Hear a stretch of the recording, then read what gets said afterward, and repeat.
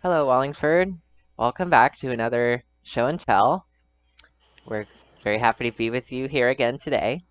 Today, we decided to do the theme, something you've made. So we're all going to be showing something that we have each made with our own hands. Um, I'm going first today. Mine is a board game that I invented a few years ago. I made it up entirely myself, but it does kind of borrow from a few different places. So it's just played on a grid like a chessboard, but here are all my little pieces that I made. It's a lot like chess, and that is one on one. But I had sort of a different, more abstract sort of vision for the game. So here are some of the pieces. There's a blue player and a red player, and a piece on the board would look like this. So you can see they have different themes. This one's a sword. This one's actually a temple. So there's lots of these different things, and what you do is they actually go forward through different phases in time. So you can see all the different ways that you can upgrade your pieces. See, modern times, and then even the future is the fourth iteration of each piece. So it's a sort of abstract game where you're sort of writing a history in which you are able to conquer your foe, which is determined at the end of the game. So I made all these pieces out of pink erasers, and I covered them with printed labels. Um, so it was a sort of fun arts and crafts project. So Go. you actually did the art on them? I kind of lifted some images from Google because this is just my own little side passion project. But all the like boxes and all the little side things, those are all my work. Yeah.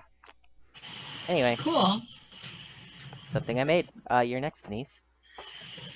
So one of the things that I have been working on is decorating and creating Oh little no. scenes in my plants. And so this aloe vera, who I call Vera, has a little bird and it has a little rock that says Serenity on it. And for those of you who know that it also has a little squirrel that sits on the rock and watches the bird. So that's Vera and I. I made it. And to you, Mitzi. All right, to me. And here's my cat. I thought I'd show her off because she's cute. Hi. Yeah, everyone can see her. So I actually went to undergrad for fine arts and specialize in metals.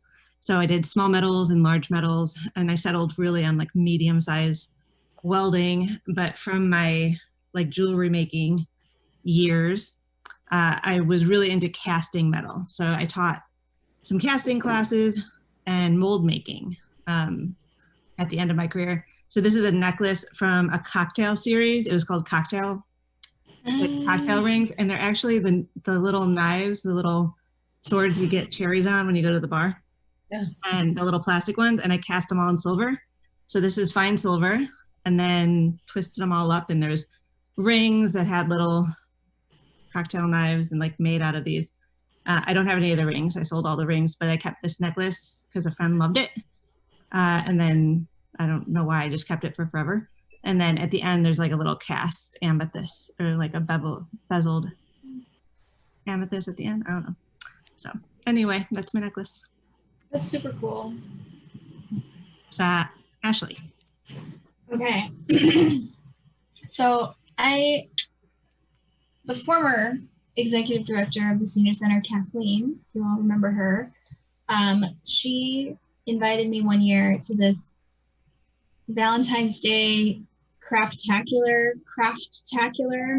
I can't remember which one it was. They're interchangeable, and basically you like bring all your scraps of stuff, and we like went to this person's house who I didn't know, and we made like crafty Valentines or whatever we felt like, and we had like a lavish tea party, and it was super fun.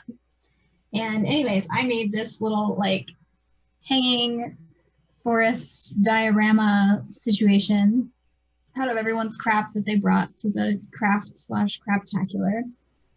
And it has, I'll hold it close so we can see, it has sort of like glittery sunbeams in the background. And then there's this tree that I cut out of like really thinly hammered copper. And then I found this piece of ribbon that was like the drippy moss in the rainforest on the peninsula. And I found these little like glass mushroom shapes and made some fiddlehead fern moments out of this. And then I also, it's very dusty. Sorry, I don't know if you can tell.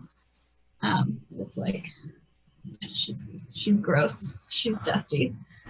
And then I bent this twirly thing and hung some little artsy leaves on it, and it makes me feel peaceful when I look at it. And I hang it in my bedroom and wish I was in this mystical forest sometimes. So this is a little diorama that I made at a craftacular like 3 or 4 years ago.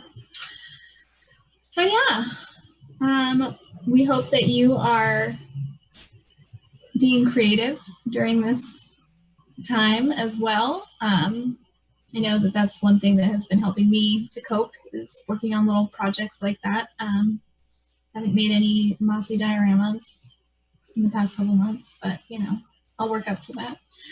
Hopefully we've inspired someone. Yeah, maybe. If you have any moss ribbon laying around, why not?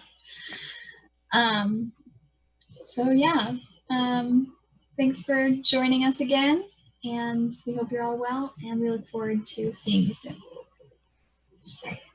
Bye.